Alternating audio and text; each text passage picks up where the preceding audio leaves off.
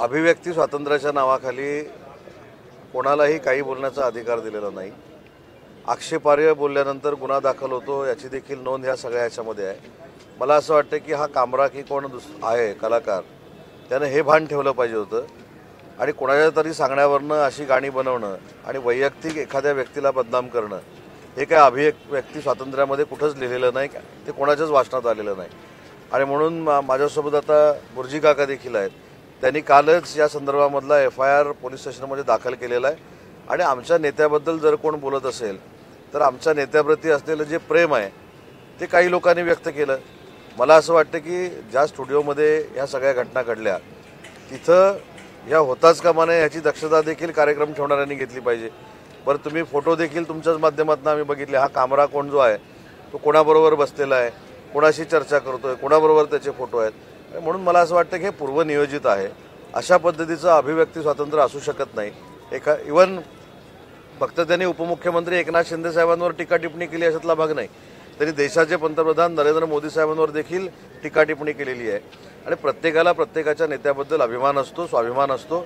त्याच्यातनं काही ठिकाणी स्पॉन्टेनियस प्रतिक्रिया निर्माण झाली, त्याचं समर्थन कोणी करत नाही, म्हणजे जे काय तोडलंय त्याचं समर्थन कोण करत नाही।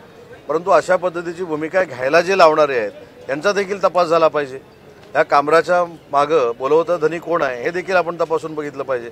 त्याच्यामुळे एखादी घटना घडल्यानंतर, दुर्दैवी घटना घडल्यानंतर कोणी त्याचं समर्थन करत नाही, परंतु ती कोणामुळे घडली, ती घडवली गेली याचा देखील तपास झाला पाहिजे। गुलाबराव पाटील असं म्हणतायत जर 2 दिवसात माफी मागितली नाही तर कुणाल कामराच्या चेहऱ्यावरती काळं फासलं जाईल, त्याला रस्त्यावरती फिरू देणार नाही। ही जी भाषा ही थेट मंत्रीच कायदा हातात घेण्याची भाषा करतायत। नाही, ते मंत्री व्हायच्या अगोदर एक शिवसैनिक आहेत। वंदनीय बाळासाहेबांचा विचार हा आहे की अन्यायावर पेटून उठलं पाहिजे आणि आम्ही तर वंदनीय बाळासाहेबांचा विचार पुढे घेऊन जात असताना एकनाथ शिंदे साहेबांच्या नेतृत्वाखाली पुढे घेऊन जातोय। आणि म्हणून एकनाथ शिंदे साहेबांवर टीका टिप्पणी करणं, बदनामकारक बोलणं हे शेवटी शिवसैनिकाला दुखावणारच आहे। आणि म्हणून मला असं वाटतं की त्यानं बोलताना हा विचार केला पाहिजे। मी काल देखील सांगितलं की प्रत्येक कलाकाराबद्दल आम्हाला खरोखरच कुठं अडचण आहे अशातला भाग नाही। कलाकार हा कलाकार आहे, त्यांच्याबद्दल देखील आम्हाला अभिमान आहे। परंतु एखादा कलाकार अभिव्यक्ती स्वातंत्र्याच्या नावाखाली आमच्या नेत्यावर जर टीका टिप्पणी करत असेल तर गुलाबराव पाटील साहेबांनी जे वक्तव्य केलेलं आहे ते काही चुकीचं केलेलं नाही। बोलवता धनी नेमका कोण आहे, तुम्ही म्हणता बोलवता धनी नेमका कोण आहे, कुणाकडे इशारा आहे सर? बोलवता धनी कोण आहे नेमका? नाही, बोलवता धनी हा एकच असू शकत नाही, तो फोटो का, ती मिटिंग का झाली याची देखील चौकशी करावी लागेल। अशा लोकांना महाराष्ट्रामध्ये आणून एकनाथ शिंदे साहेबांच्या विरोधात बोलायला लावायचं, माननीय नरेंद्र मोदी साहेबांच्या विरोधात बोलायला लावायचं, हे काही चांगली गोष्ट नाही। आणि म्हणून मी सांगितलं की याचा बोलवता धनी एकच असू शकत नाही, अनेक असू शकतात।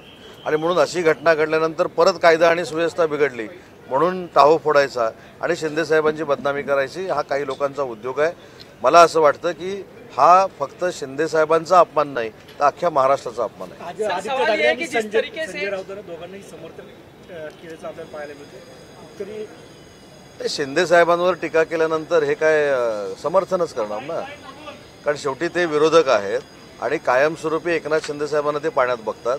कारण त्यांची सत्ताच माननीय एकनाथ शिंदे साहेबांनी उकडून टाकली, उठाव केला, वंदनीय बाळासाहेबांचा विचार ते पुढे घेऊन गेले, म्हणून काही लोकांना पोटसूळ आहेच ना, त्याच्याबद्दल दुमत असण्याचं काही कारण नाही। 100% प्लांट होती, ते ठरवून केलेलं आहे।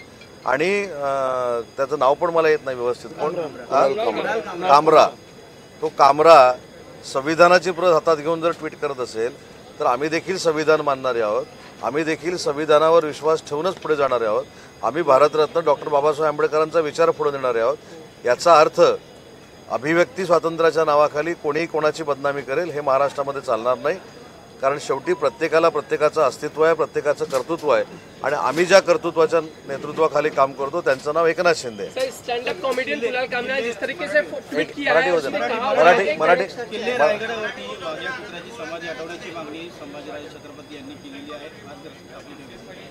यामध्ये मला असं वाटतं की स्वतः मंत्री महोदय भरत गोगावले साहेब हे त्या मतदारसंघाचे आमदार आहेत आणि इतिहासावर न वाचता बोलणं हे माझ्यासारख्याला योग्य नाही।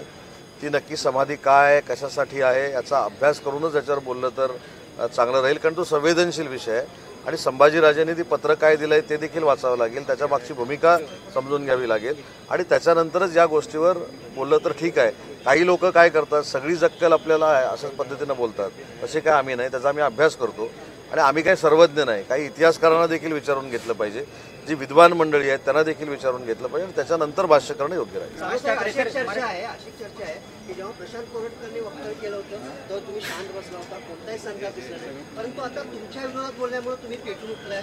तेव्हा तुम्ही का बोलला नाही आणि आता का बोलताय, अशी चर्चा होते. अजिबात नाही. आमच्या शिवसैनिकांच्या, शिवसेनेच्या मंत्र्यांच्या स्टेटमेंट तुम्ही काढून बघा, तुमच्याकडेच रेकॉर्डेड असतील. त्यातली माझी स्टेटमेंट मी सांगतो, कोरटकर असू देत किंवा अजून कोण असू देत, आम्ही असं सांगितलेलं आहे की छत्रपती शिवाजी महाराज असतील, छत्रपती संभाजी महाराज असतील किंवा आमचे राष्ट्रसंत असतील, त्यांच्यावर टीका करणाऱ्यांची गय केली जाणार नाही. त्याचं समर्थन शिवसैनिक कधी करणार नाही. आजही या कोरटकरच्या बाबतीमध्ये मला जी माहिती आहे, पोलीस तपास चालू आहे आणि तो अटकपूर्व जामिनासाठी कुठेतरी कोर्टामध्ये गेलेला आहे. त्याच्यामुळे त्याच्यावर कारवाई पोलिसांनी केली नाही हे म्हणणं चुकीचं आहे. मला असं वाटतं की कोरटकर असू दे किंवा अन्य कोण असू दे, जो छत्रपती शिवाजी महाराजांचा अपमान करेल त्याला जाब विचारण्याची भूमिका शिवसेना भविष्यामध्ये देखील नक्की घेईल. विधिमंडळात सर्व खोकेबाई बसले अशा पद्धतीचे स्टेटमेंट राज ठाकरेंनी नाही, राजसाहेबांचा मला असं वाटतं काल काहीतरी मेळावा होता आणि त्याच्यामध्ये त्यांनी ते वक्तव्य केलेलं आहे. ते का केलंय, कशासाठी केलंय, कुणासाठी केलंय हे खरोखरच मला माहीत नाही. मी बघतो, ऐकतो, तपासून कारवाई करतो हे विधानसभेतलं उत्तर आहे. पण ते आधी ऐकतो, बघतो आणि मग त्याच्यावर प्रतिक्रिया देतो. राज ठाकरेंचा सूर तुमच्या विरोधात जाताना दिसतोय. राज ठाकरेंचा सूर थेट आता तुमच्या विरोधात येतोय. नाही, त्यांचा सूर काय आहे हे मी ऐकलेलाच नाही आहे. तो मी आधी ऐकतो आणि मग सांगतो. Sir, stand up comedian Kunal कामरा ने जो कुछ बयान दिया है, जो वीडियो ट्वीट किया है, क्या इसे कॉमेडियन की अभिव्यक्ति की आज़ादी समझे या इसके पीछे कोई सोच? नहीं, ये कैसी अभिव्यक्ति है? एक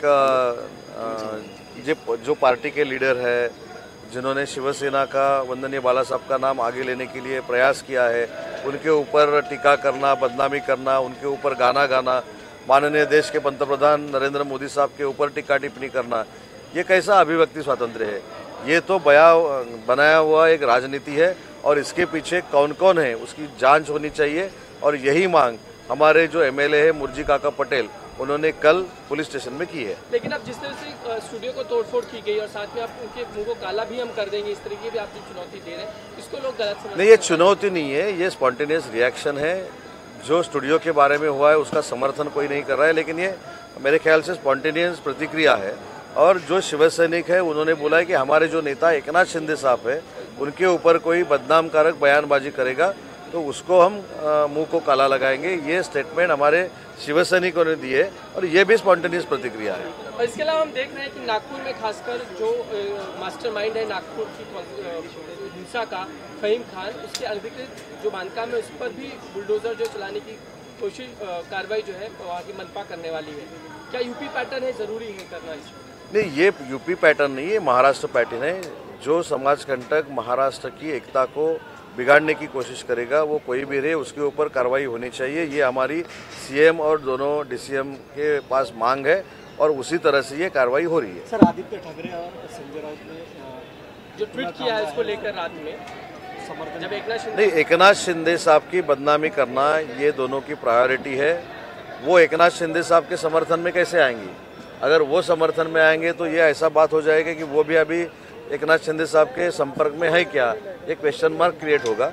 इसलिए एकनाथ शिंदे साहब की बदनामी करना, एकनाथ शिंदे साहब के ऊपर टीका टिप्पणी करना, ये कुछ लोगों का धंधा बन गया है. आपने कहा है कि प्लांट हुआ था सर, क्या इससे वजह नहीं, मैंने इसलिए बोला कि ये प्लांट था, ये तो प्राइमा फेसी दिखाई दे रहा है और इसकी जांच होनी चाहिए, हमारी मांग है. क्या पुलिस ढूंढ लेगी कुणाल कामरा को, क्योंकि आप लोगों ने एफआईआर भी दर्ज की है, अभी कोई पुलिस संपर्क के हुआ ऊपर है? क्वेश्चन मार्क क्रिएट करना अच्छी बात नहीं है. हमारे एमएलए साहब ने, हमारे कार्यकर्ता लोगों ने एफआईआर दर्ज किया है. अभी पुलिस की जिम्मेदारी है उसको अटक करना और इसके बाद ऐसी बयानबाजी नहीं होना, ये उनकी जिम्मेदारी है. शिवसेना को आप शांति बनाए रखने के लिए कहेंगे अगर तोड़फोड़ हो? नहीं, शिवसैनिक शांति से ही काम कर रहे हैं, लेकिन अगर हमारे नेता के ऊपर कोई ऐसा बदनामीकारक बयान करेगा, बयानबाजी करेंगे तो उनको सबक सिखाने का तरीका शिवसैनिक जो हमारे हैं उनके पास है.